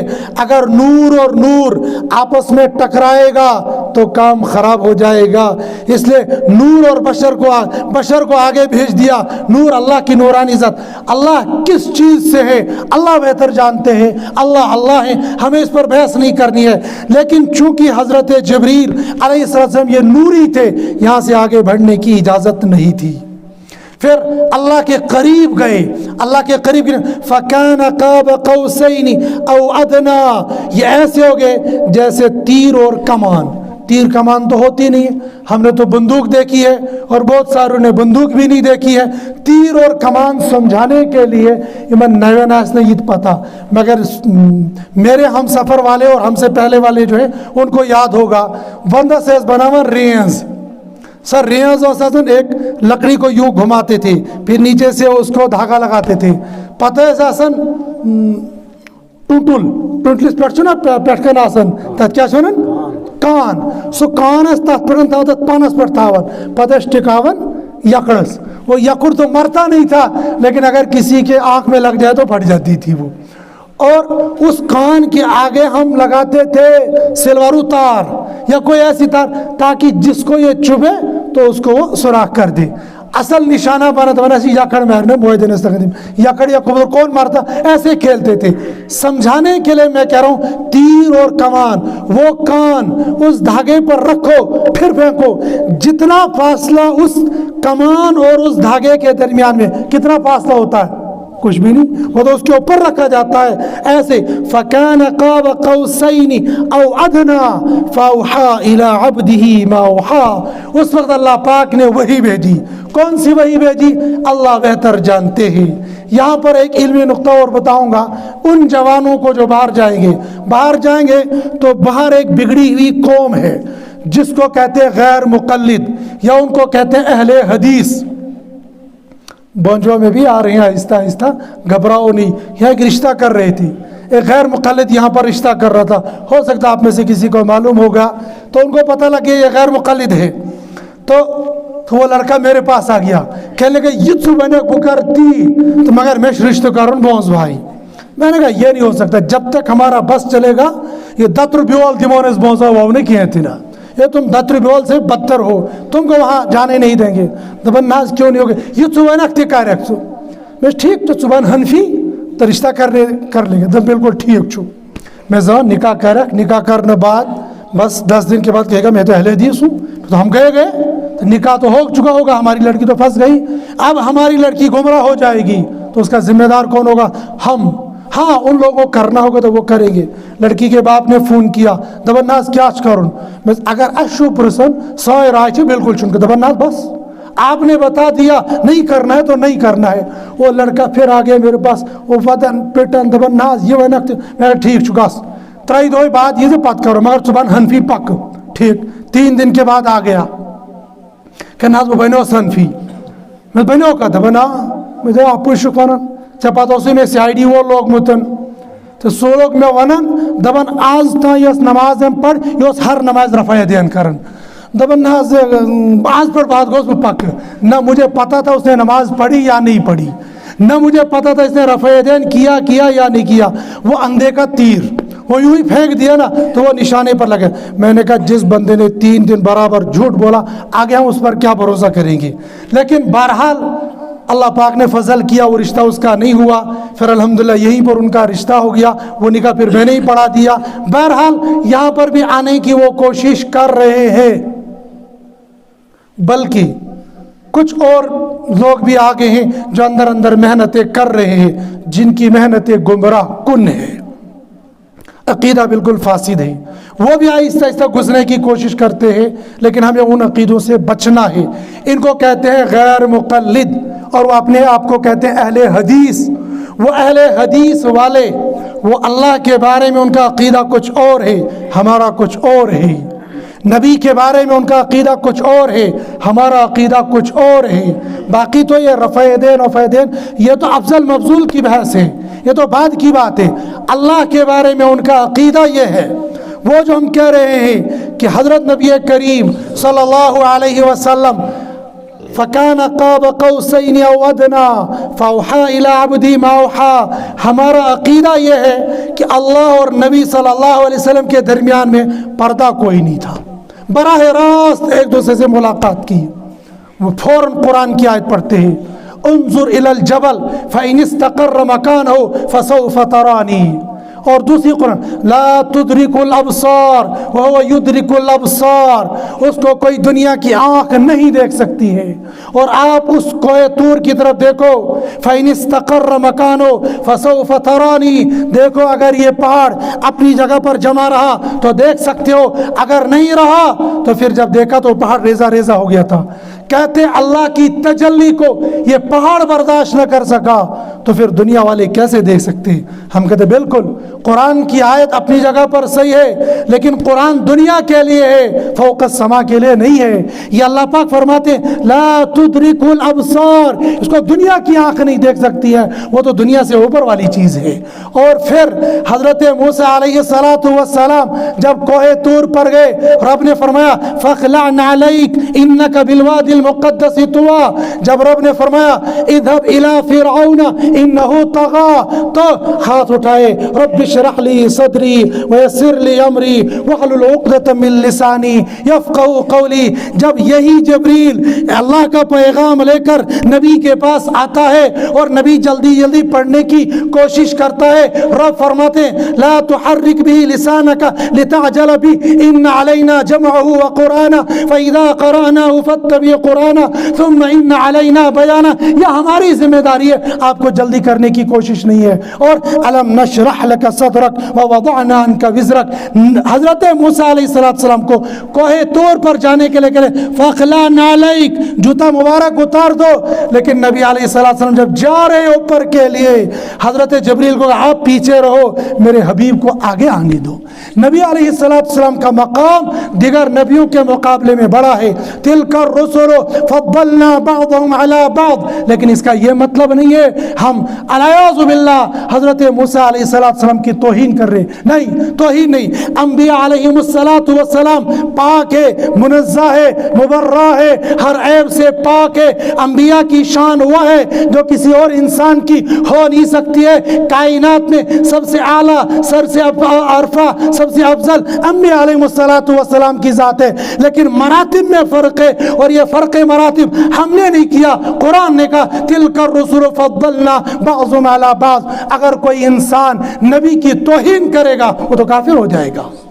لہذا ہمارا مقصد غیر مقلدوں کو یہ بتانا نہیں کہ الیاذ باللہ ہم کسی نبی کی توہین کر رہے ہیں، ہم یہ بتا رہے ہیں موسیٰ علیہ السلام کا مقام اپنی جگہ پر ہے، ہمارے نبی کا مقام اپنی جگہ پر ہے۔ لہذا ہمارا نبی جب وہاں پر پہنچ گیا، اللہ کے حضور سے بات چیت کی، پھر وہ دوسرا اعتراض کرتے اور وہ کہتے دیکھا، مان لیا تم نے اللہ عرش پر ہے، ثم استوى علی العرش، اللہ عرش پر مستوی ہو گیا۔ پھر ہم کہتے اگر یہ کہیں گے کہ اللہ عرش پر ہے تو پھر حضرت موسیٰ علیہ السلام کو بلایا تھا کوہ طور پر، آؤ میرے پاس آ جاؤ، میں تمہیں وحی بھی دوں گا، تم کو تورات بھی دے دوں گا، تو پھر ماننا پڑے گا اللہ کوہ طور پر ہے۔ اور پھر جب مسجد میں بندہ جاتا ہے اور اللہ رب العزت فرماتے ہیں سجدہ بھی کرو، میرے قریب آ جاؤ، اس کا مطلب اللہ یہاں پر بیٹھا ہوا ہے۔ اس لیے ان تمام اعتراضات سے بچتے ہوئے ہم تم کو یہ کہتے ہیں اللہ ہر جگہ پر موجود ہے، اور موجود ہونے کے لیے مکان کی ضرورت پڑتی ہے۔ جو مکان میں سمایا جاتا ہے وہ فانی ہوتا ہے۔ اگر اللہ کے لیے مکان مانیں گے، الیاذ باللہ ہمیں کہنا پڑے گا اللہ فانی ہے، لہذا اللہ کے لیے مکان کوئی نہیں ہے۔ یہ جلدی سے آپ کو سمجھ میں نہیں آیا ہوگا، لیکن سمجھنے کی کوشش کریں گے، سمجھ جائیں گے کہ اللہ ایک جگہ پر نہیں، اللہ عرش پر کیسے ہیں، ما یلیق من شانہ، جو اللہ کی شان ہے اس شان کے ساتھ اللہ پر وہاں پر مستوی ہے۔ یہاں پر ہوئے، پھر واپس آئے حضرت نبی کریم صلی اللہ علیہ وسلم پیغام لے کر۔ وہ پیغام کیا تھا؟ فاوحا الی عبدی ما اوحا، وہی بھیجی۔ کیا وہی بھیجی؟ بہت سارے راز اور نیاز کی باتیں ہیں، لیکن ایک بڑی وحی تھی، یہ نماز کا تحفہ لے کر۔ پھر واپس آگے حضرت موسیٰ علیہ السلام سے گفتگو بھی، وہ اپنے بہت تفصیل کے ساتھ پڑھتے بھی ہیں، سنتے بھی ہیں، یاد بھی ہو گیا۔ 50 سے 5 آ گئی، لیکن اللہ نے فرمایا 5 کے بدلے میں تم کو 50 کا ثواب دوں گا۔ ایک بات یہاں سے نکلی، اللہ نے نماز جیسی محتم بشان عبادت کو فرض کرنے کے لیے فرش کا نہیں عرش کا انتخاب کیا۔ قرآن سارا اترا فرش پر، لیکن نماز کی باری آئی، اپنے حبیب کو عرش پر بلایا اور عرش پر یہ نماز کی فرضیت دے دی۔ معلوم ہو گیا نماز بہت بڑی عبادت ہے، نماز کا مقام دیگر عبادتوں کے مقابلے میں بڑا مقام ہے، لیکن کیا ہم لوگ نماز کی پابندی کرتے رہتے ہیں؟ حضرت نبی کریم صلی اللہ علیہ وسلم اسی سفر میں چل رہے تھے، سفر میں ایک قوم سے ملاقات ہوئی، ان قوم کے ناخن یوں لمبے تھے اور ان ناخنوں کے ذریعے سے اپنے چہروں کو چھیل رہے تھے اور اپنی چھاتیوں کو یوں کاٹ رہی تھی۔ حضرت جبریل علیہ السلام سے پوچھا یہ کیا ماجرا ہے، یہ کون لوگ ہیں؟ اللہ کے پیغمبر حضرت جبریل علیہ السلام نے فرمایا یہ وہ لوگ ہیں جو اپنے ایمان والے بھائیوں کا گوشت کھاتے، یعنی یہ غیبت کرتے ہیں۔ اور غیبت کے بارے میں نبی نے فرمایا الغیبت اشد من الزنا، غیبت یہ زنا سے بدترین چیز ہے۔ اور میری اور آپ کی کتنی محفلیں آج وہ ہوتی ہیں جو غیبتوں سے خالی ہوتی ہے۔ 2 محفلیں مجموعہ والی ہوتی ہے، ایک غمی کی، ایک شادی کی۔ شادی تو چھوڑیے، ہماری غمی والی محفل بھی بغیر کسی کی غیبت کے وہ برخاست نہیں ہوتی ہے۔ ہم جہاں پر جائیں گے یا خاموش بیٹھیں گے، اور اگر بولیں گے تو خیر کی بات بولیں گے۔ ہمارے اکابرین میں سے ایک بہت بڑے بزرگ ہیں حضرت مولانا ابراہیم صاحب، حضرت مولانا ابراہیم صاحب، حضرت مولانا رحمۃ اللہ صاحب، حضرت مولانا مفتی ابو القاسم صاحب، حضرت مولانا مفتی یوسف صاحب اور دیگر اکابری، یہ 7 بزرگ ہیں جو آپس میں پیر بھائی ہیں۔ اور میں سے حضرت مولانا ابراہیم صاحب، حضرت مولانا ابراہیم صاحب یہ حضرت مولانا مفتی محمود الحسن صاحب کے خاص الخاص شاگرد رہے ہیں، لیکن بہت لمبی تقریر کریں گے، 10 سے 15 منٹ کی، اس سے زیادہ تقریر نہیں کریں گے، ہمیشہ خاموش رہتے ہیں۔ لیکن اس خاموشی کے ذریعے سے حضرت مفتی صاحب کے مریدوں میں سے سب سے زیادہ قریبی اور چہتے بزرگ یہ حضرت ابراہیم، یہ حضرت مولانا ابراہیم صاحب ہیں۔ اور بزرگوں کی اصلاح کیسے ہوتی ہے؟ ہم لوگ تو یوں ہی باتیں کہہ دیتے ہیں، کبھی کبھی ہم باتوں میں بڑے بڑے دعوے کر لیتے ہیں اور وہ دعوے تکبر والے ہوتے ہیں۔ حضرت مولانا ابراہیم صاحب یہ افریقہ میں تھے، حضرت مفتی صاحب وہاں پر گئے، مولانا ابراہیم صاحب آئے اور عرض کیا حضرت آپ یہاں پر تشریف لائیں، وہاں پر چلیں بیان فرما دیں۔ تو حضرت نے فرمایا آپ تو ہو وہاں پر، ہمارے آنے کی کیا ضرورت ہے؟ تو فرمایا حضرت ہمارا کیا ہے، ہم تو کانوں میں اندھا راجا ہے، اندھوں میں کانا راجا ہے، مجھے مغالطہ سے اندھوں میں کانا راجا ہے۔ حضرت نے فرمایا استغفر اللہ استغفر اللہ استغفر اللہ، تم یہ کیا کہہ رہے ہو؟ ایک تو تم نے ان کے اندر عیب جوئی تلاش کی، ایک تو تم نے سب کو اندھا کہا، اور اوپر سے اپنے آپ کو راجا بھی بتا رہے ہو، اور پھر بھی ایک آنکھ بھی اور ایک آنکھ کے ساتھ کانے ہو کر تم پر راجا کی بھی کر رہے ہو۔ بس کا حضرت غلطی ہو گئی، اس لیے ہم اپنے بزرگوں کو دیکھتے ہیں وہ اپنی زبان کو خاموش رکھتے ہیں، بہت کم وہ بولتے ہیں، جتنا کم بولیں گے ہمارے علماء یہاں پر بیٹھتے ہیں، ایک جملہ من سکت نجا، جو خاموش رہا اس نے نجات پالی، من کثر کلامہ کثر غلط، جو زیادہ بک بک کرتا ہے اس سے غلطیاں بھی زیادہ ہی ہوتی ہیں۔ لہذا زبان کو یا خاموش رکھیں گے، اور اگر بولیں گے خیر کی بات بولیں گے، غیبت سے بچیں گے، ورنہ کل قیامت کے دن یہ ناخن لمبے ہوں گے، چہروں کو نوچ رہے ہوں گے اور چھاتیوں کو پھاڑ رہے ہوں گے، اور یہ دنیا داروں کی بات نہیں۔ میں اور آپ جو اپنے آپ کو دیندار کہتے ہیں، ہماری مجالس بھی غیبتوں سے خالی نہیں ہوتی ہے۔ اس سے آگے چلے، دیکھا کچھ قوم دریا میں سے پتھر نکال رہے ہیں اور ان پتھروں کو لقمہ بنا بنا کر کھا رہے ہیں۔ آپ علیہ الصلوۃ والسلام نے پوچھا یہ کون لوگ ہیں؟ فرمایا یہ وہ لوگ ہیں جو سود کھاتے ہیں۔ یا ایھا الذین آمنوا لا تأکلوا الربا، اے لوگو سود مت کھاؤ۔ ہم میں سے کوئی سود کھاتا ہے؟ کھاؤں جگہ سود ہے؟ ہاں سری بشمول میرے، ہم سب سود کھاتے ہیں۔ کھاتے نہیں ہیں لیکن سود میں ملوث ہیں۔ کیسے؟ بینکس میں کمس اکاؤنٹ میں چھو تو ہی تھی، تو بینک میں کیا ہوتا ہے بھائی؟ ہم نے حج میں دیکھا ہے جھول چو اوزان تا چلے کہ جے کے بینک وہ میمو پرسو تو پنس پانس پرسو کتیا جوان ہے بینکس مز کروا نوکری، میں پرسن کیا نوکری آز دنیا نوکری میلیم نوکری میلیم نوکری میلیم ژٕ کیٛازِ چھُکھ مےٚ پرژھان؟ دپان نہ بہٕ چھُس پرژھان بینکس مز کرا نوکری، مےٚ دوٚپ کر مےٚ کیٛازِ چھُکھ پرژھان ژٕ؟ دپان نہ بینک چھُ، مےٚ دوٚپ اَدٕ چھُ بینک مےٚ کیٛازِ چھُکھ پرژھان؟ دپان نہ بینکٕچ نوکری کرٕنۍ چھا جایز؟ مےٚ یتھ کامہِ منٛز ژےٚ پانے لگان چھُ یہ جائز تو ناجائز، تاتھ میں دع ما یربیکا، جو تیرے دل کو کھٹکے اس کو چھوڑ دو۔ اس کا مطلب ہے بینکوں کے اندر سارا سودی نظام چلتا ہے، اس سودی نظام کے چلنے کی وجہ سے بینک کی نوکری کو حرام قرار دیا جاتا ہے، جائز نہیں ہے جان بوجھ کر بینک کی نوکری کرنا، اس لیے کہ بینک میں جب پیسے رکھیں گے پھر اس میں جب کاروبار کیا جائے گا، لون دیا جائے گا اور کاروبار کیا جائے گا، سارا انٹرسٹ کا پیسہ ادھر آ جائے گا، اور جن جن لوگوں کا سیونگ اکاؤنٹ ہے اس میں تو سود آتا ہی آتا ہے، الا ماشاء اللہ، ورنہ میں سے کوئی حساب نہیں کرتا ہے کہ میرے کھاتے میں جو میرا پیسہ گیا ہے بڑھ کر کتنا آیا ہے تاکہ میں اس کو الگ کر دوں گا۔ اس سے بچنا بہت مشکل ہے۔ حضرت نبی کریم صلی اللہ علیہ وسلم نے اس زمانے میں فرمایا تھا کہ سود سے تو بچ جاؤ گے لیکن سود کے دھویں سے تم بچ نہیں سکتے ہو، اور سود کا 1 روپیہ کھا لینا اپنی ماں سے 36 بار زنا کرنے سے بدتر ہے۔ بچیں گے نہیں، ہم مولوی ہیں، ہم نہیں چاہتے ہیں ہم اکاؤنٹ کھولیں گے، لیکن اصول ہے، ضابطہ ہے، اوقاف اسلامیہ تبھی آپ کو تنخواہ دے گا جب آپ کا اکاؤنٹ کھلا ہوگا اور وایا اکاؤنٹ آپ کو تنخواہ آئے گی۔ کب بچنا چاہیں گے بچ نہیں پاؤ گے. اور ہمارے کتنے گھروں کے اندر بینک کا کیلنڈر سامنے لٹکا ہوتا ہے, اللہ اکبر نماز پڑھ لیتے ہوتے ہیں, تو کیا بچتے ہیں ہم لوگ؟ یہ وہ لوگ ہوں گے جو پتھر نکال کر کھا رہے ہوں گے, یہ وہ لوگ ہوں گے جو سود کھا رہے ہوں گے. جب سود کھانے والوں کا حال یہ ہے تو حرام خوروں کا حال کیا ہوگا؟ یعنی وہ جو سود کی عام ڈیفینیشن ہے, جو عام تعریف ہے, اس سے تو بچ جاتے ہیں, لیکن یہ والا سرکل, اس سے بچنا بہت مشکل ہے.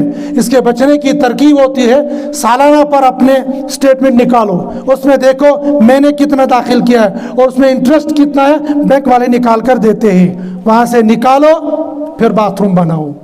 ہاں مشہور ہے یہ کہ دبن سودک پہنچ دی تو منات لاگن کا چھو دن مشید ہے باتھ روم بنیم تین میں اس کیا ہے گاؤں والے جو ساری صفائی کو تمن سے نا باتھ روم بنانا اس کے پہنچو. لوگ کیا سمجھتے ہیں اگر مسجد کی تعمیر میں پیسہ دیں گے تو ملے گا ثواب, اگر مسجد کے باتھ روم کے لیے پیسہ دیں گے تو ثواب نہیں ملے گا.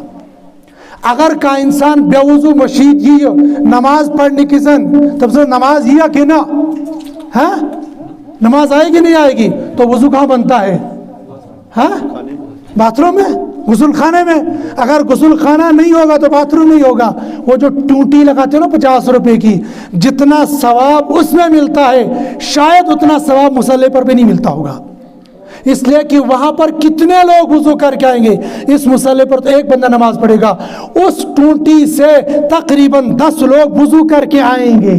50 روپے کی ٹونٹی ہے, 10 لوگ وضو کر کے آ گئے اور 10 لوگوں نے نماز پڑھی, ایک نماز پر 25 نمازوں کا ثواب ملا, تو 10 پنجے, ہاں حساب نہیں چلتی ہے مستقبل فیئر ماسٹر یہ تھے, 10 کو 25 سے ضرب تو کتنا ہو جائے گا؟ ہاں مجھ کے تو سر ماسٹر بنا.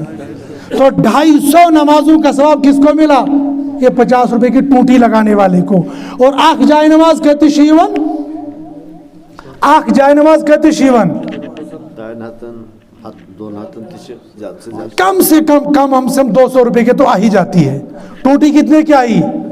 50 کی. جائے نماز کتنے کی آئی؟ جائے نماز پر کتنے بندے نے نماز پڑھی؟ ایک نے. اور ٹوٹی سے وضو کس نے کیا؟ یہ تو میں نے کم سے کم رکھا. اور جامعہ مسجد ہوگی تو ہو سکتا ہے 100 بندے وضو کریں گے, تو ثواب وہاں ملا یا نہیں ملا؟ اب وہ جو لوگ کہتے ہیں ہمارا باتھ روم اس کی اشلک میں چند کارن, جب مسجد والے جاتے ہیں نا باتھ روم کے لیے, وہ پہلے 100 کا نوٹ نکالتے ہیں, پھر 100 کا اندر رکھتے ہیں, تو گویا یہ سمجھتے ہیں باتھ روم میں جو پیسہ لگے گا اس کا ثواب نہیں گا. باتھ روم میں پیسہ, ایک بندہ کہنے لگا ذرا لوگن چھ پونس زیادہ گنتن گھر چھ کیتھے پڑھن باتھ روم چھ چمکن ٹائل لگتن. میں نے کہا یہ فضول خرچی ضرور ہے, لیکن میں یہ مانتا ہوں باتھ روم میں ٹائل لگنے, لیکن یہ میری ذاتی رائے ہے, یہ فتویٰ نہیں ہے. من کیا ہے میں تو صفائی کیسے آسی, وضو کیسے آسن. اگر باتھ روم میں صفائی نہیں ہوگی, اگر چکڑ پڑی ہوگی, اگر گندگی پڑی ہوگی, آپ کے کپڑے ناپاک, آپ کے ہاتھ ناپاک, گندے پانی کے ساتھ وضو کرو گے تم کو ثواب ہی نہیں ملے گا.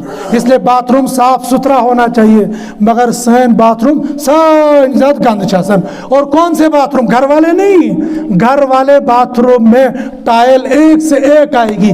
مسجد کا باتھ روم دیکھو تو مدرسے کا باتھ روم دیکھو, دبن نازیات کشن پہنچے نا. اس میں مجرم نہ مسجد والے ہیں نہ مدرسے والے, چونکہ آپ دیتے نہیں اس کے لیے پیسے, اس کے لیے کہتے تھے سود پہنچ دیو تات لگن. سود کا پیسہ باتھ روم میں نہیں لگتا ہے, یہ تو سود کے پیسے پر بتائی. باتھ روم میں سود کا پیسہ نہیں, باتھ روم میں لگتا حق حلال کا پیسہ. یہ سود کا پیسہ لگے گا غریب کو, نوتواں کو, مفلس کو, لاچار کو, مجبور کو, جس کو زکوٰۃ دیتے ہو, جو زکوٰۃ کا مستحق ہے اس کو آپ سود کا پیسہ بھی دے سکتے ہو.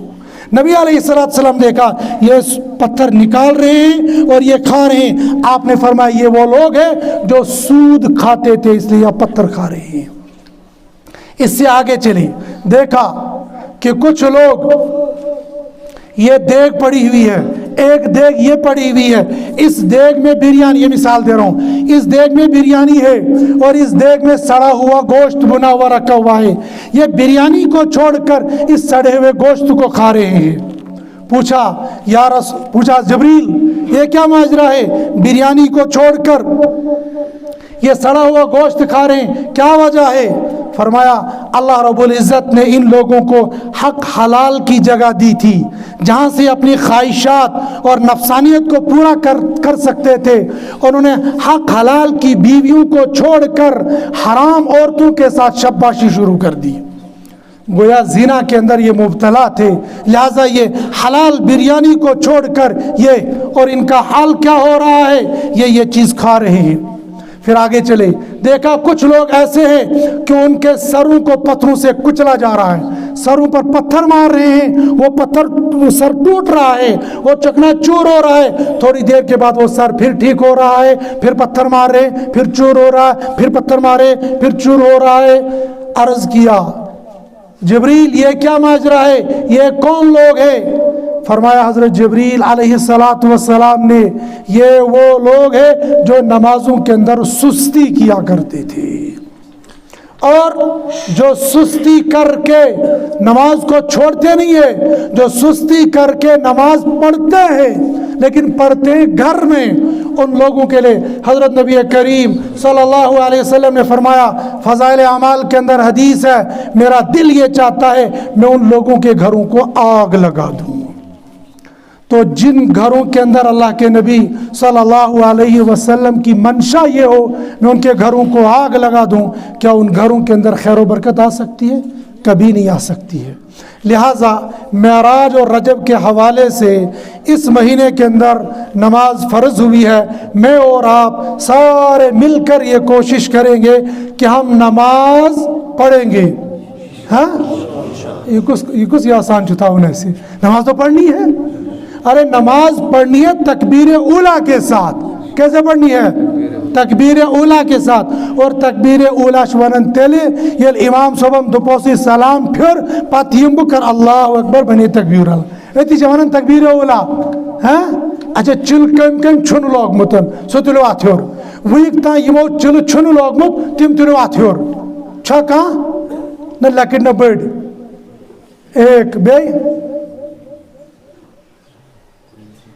2 3 4 5 6 7 7 زنہ چھن وی چل لوگ متن۔ اچھا گونٹی فرصت میں تو کرو نیت اراد انشاءاللہ اس لاگو چل کروا انشاءاللہ تشکیل کرو وہی تراؤ نہ کیے اتنا چل لاگو۔ مگر یہ میں اس لیے کہہ رہا ہوں کہ جب بندہ جماعت میں جاتا ہے نا تو جماعت میں بہت سارے کاموں کا اہتمام کرایا جاتا ہے، ان میں سے ایک اہتمام کرایا جاتا ہے تکبیر اولیٰ کا۔ کرنا ون چکینا دبنا ژجہن درون درامتن ژجہن دون گژھِ تکبیر اولیٰ پابندی آسٕنۍ۔ کرتے نہیں کرتے؟ امیر صاحب جب رانگی کی بات ہوتی ہے یہ بات بھی کہتے ہیں نا، مگر تو ونتو میں یہ تکبیر اولیٰ صرف تم نہیں ژجہن دون یم دون جماعت سے گژھو یا گھریت تہ چھ۔ سب سے پہلے امیر صاحب کی جماعت چھوٹتی ہے، پھر امیر کے اثرات پڑتے ہیں یہاں پر۔ کل آپ لوگوں کو بری لگے گی لیکن میں کہنے سے گریز تو نہیں کروں گا، کل یہ مغرب ہے نا، مغرب کی نماز ہم ترتیب والے آئے تھے وہاں سے کشمیر سے، وہاں کے تھے وہ بڑگام کے، تو انہوں نے دعوت کی تھی، تو میرے مؤذن صاحب نائب امام ہمارے ساتھ میں تھے، میں نے کہا میں جا رہا ہوں عشاء پڑھ کے کشتواڑ، تو کل میں دن میں رہوں گا نہیں۔ تو دوسرے ساتھی وہیں جموں کے ساتھ میں تھے، کہنے لگے ڈوڈا سے ماشاءاللہ اس ہفتے میں 10 یا 15 جماعتیں نکلی عشرے کی، کہنے لگے وہ عشرے کی محنتیں کر رہے ہیں بہت زیادہ، تو وہاں جماعتیں بہت نکلی۔ میں نے کہا اس میں تو کوئی دو رائے نہیں۔ میں نے کہا میں پچھلے دنوں گھر گیا تھا اور اپنے گاؤں میں جماعت تھی، تو میں نے بیان میں ان کو کہا کہ بھائی اس سال تمہاری کوئی جماعت بونجو سے جماعتیں نہیں نکلی، تو میں نے کہا امیر صاحب کے بھائی نے میری کلاس وہیں لے لی فوراً، کہنے کا نہیں ایسی بات بھی نہیں ہے، 10 جماعتیں ہماری نکل گئیں، جموں کی طرف ایک ہی آئی، باقی جماعتیں یہاں کام کر رہی ہیں اور ہم اس وقت جماعت میں چل رہے ہیں۔ تو کہا میں نے پوچھا ان کو 10 جماعتیں ان کے نکلی ہیں، مگر اس کے مقابلے میں کہنے لگے مگر اس کے مقابلے میں ڈوڈا کی جماعتیں زیادہ نکل رہی ہیں اور ڈوڈا میں کام تیزی کے ساتھ ہو رہا ہے۔ میں نے کہا ہاں ہو رہا ہے، اور اس کی وجہ میں سمجھتا ہوں، کشتواڑ والے سمجھے گے یا نہیں سمجھے گے، میں یہ سمجھتا ہوں کہ جو ڈوڈا کے ذمہ دار ساتھی ہے، جو ذمہ دار ساتھی ہے، خاص طور پر مولانا حفظ الرحمان صاحب، تمشون پوزی تمشون گارائن امشو گارش نم لوگ ونو گرٹ، تو وہ ہمیشہ جب دیکھو ادھر تقاضا ادھر تقاضا ادھر تقاضا ادھر تقاضا، ان تمام تقاضوں کی وجہ سے اثرات پڑتے ہیں ضلع پر۔ میں نے ان کو کہا ہمارے کشتواڑ کے جتنے ذمہ دار ساتھی ہیں وہ تو بس چلہ لگائیں گے اور احسان رکھیں گے ہم نے بڑا کمال کر دیا۔ ذمہ داروں کو دیکھو، آپ کو بری تو بہت لگے گی، لیکن بہرحال حق بات یہی ہے کہ ذمہ داروں کو ہر تقاضے پر کھڑا ہونا ہوتا ہے۔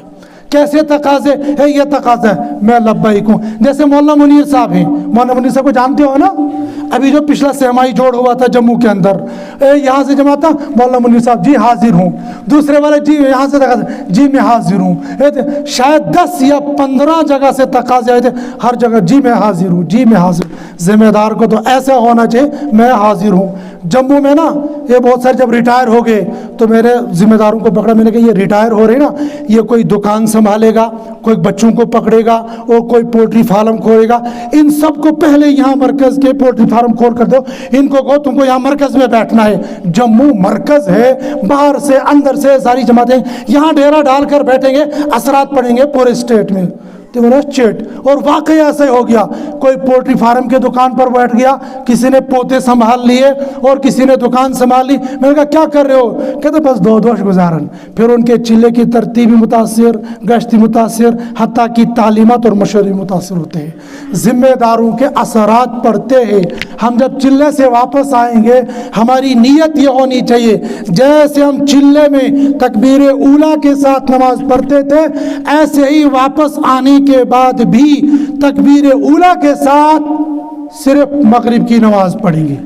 ایسا ہی ہے، فجر کی نماز پڑھیں گے تکبیر اولیٰ کے ساتھ۔ اے چھو مرکز بنون جامع مسجد چھنا مرکز، اگر بنون والن وہ پرس ہوئی کے نصب ہے وہ تو آج فجرس کس ہو ساری تھان کردن بون کنن۔ اگر بنون والوں کو میں اٹھاؤں گا، اٹھو بتاؤ فجر میں تھے تو کتنے گھر ہوں گے بنون کے اندر؟ ویسے لم سم 50 تو ہوں گے ہی۔ آپ چلو 50 کو ڈیوائیڈ کرو، 25 اوپر 25 نیچے، زیادہ ہوں گے لیکن میں لم سم کہتا ہوں 20 ہی مان لو، 20 اوپر 20 نیچے 40۔ کیا 20 بالغ مرد یہ گھروں سے، گھر سے صرف ایک بندہ میں نے لیا؟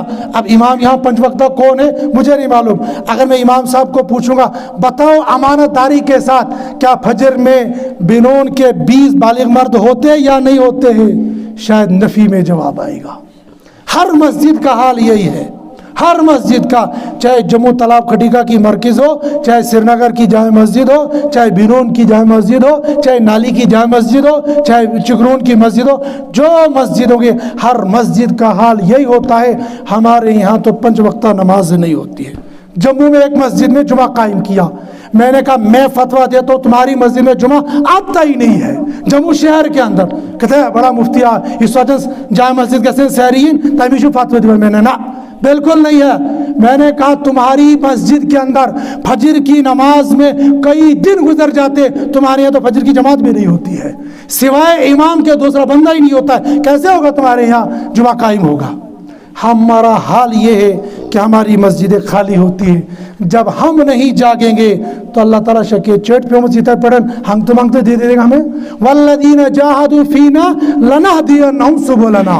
کوشش کرو گے تو ہدایت دیں گے، نہیں کوشش کرو گے تو پھر نہیں ملے گی۔ خالی دعائیں کرتے رہیں گے، خالی بتاتے رہیں گے، خالی تقریریں کرتے رہیں گے، تقریریں سنتے رہیں گے، کچھ نہیں ہوگا جب تک نہ ہم لوگ مستقل طور پر قربانیوں پر کھڑا ہو جائیں گے۔ اور پہلی قربانی ہو جائے گی نماز پر کھڑا ہو جانا۔ نماز تو پڑھنی ہی پڑھنی ہے، اس میں چارہ کار ہی نہیں ہے، لیکن ہم تکبیر اولیٰ کے ساتھ 5 وقت نماز پڑھنے کی کوشش کریں گے، ٹھیک ہے نا؟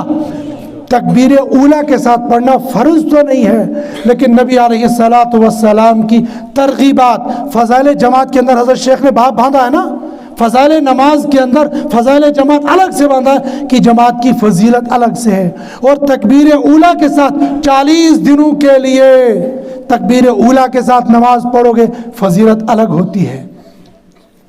بخاری کے اندر ایک روایت ہے 2 آدمی سفر کر سکتے یا نہیں سفر کر سکتے، ایک باب باندھا امام بخاری نے اسی نام سے کہ 2 آدمی سفر کر سکتے ہیں اور ان کو کرنا چاہیے۔ پھر حضرت نبی کریم صلی اللہ علیہ وسلم اس کی علت بتائیے اس کی کیا فرمایا؟ ایک تم میں سے اذان کہے گا، دوسرا اقامت کرے گا، اور تم میں سے جو عالم ہوگا، جو زیادہ جاننے والا ہوگا، وہ تم میں سے امامت کروائے گا۔ معلوم نہیں ہوگا اگر 2 بندے بھی ہوں گے تب بھی جماعت کرنی ہے۔ میں جموں کشمیر کے بہت بڑے بزرگ ہیں، ان کو دیکھا سفر میں ایک ساتھی کو ساتھ لیے چل رہے ہیں۔ کبھی کبھی بزرگوں کا کشف اتنا تیز ہو جاتا ہے نا کہ بندے کو معلوم بھی نہیں ہو جاتا ہے۔ میرے دماغ میں ایسے آیا کہ ان کا تو کام کوئی خاص تھا نہیں، جہاز کا سفر تھا، جہاز میں آنا تھا تو اکیلے بھی سفر ہو سکتا، سامان بھی کوئی زیادہ نہیں۔ فوراً کہا میں آپ صاحب کو اس لیے ساتھ اٹھاتا ہوں تاکہ جماعت برقرار ہوتی رہے۔ ماسٹر جی سمجھ گئے ہوں گے، اور بزرگ سمجھ گئے ہوں گے کہ ان کی طرف میں نے اشارہ کیا کہ ساتھی کو صرف اس لیے ساتھ رکھا جا رہا ہے تاکہ نماز جماعت کے ساتھ ہو جائے۔ خرچہ برداشت کر رہے، جیب سے خرچہ دیا جاتا ہے، مدرسے کا خرچہ نہیں ہوتا وہاں، جیب کا خرچہ صرف اس لیے کہ تاکہ جماعت برقرار رہے۔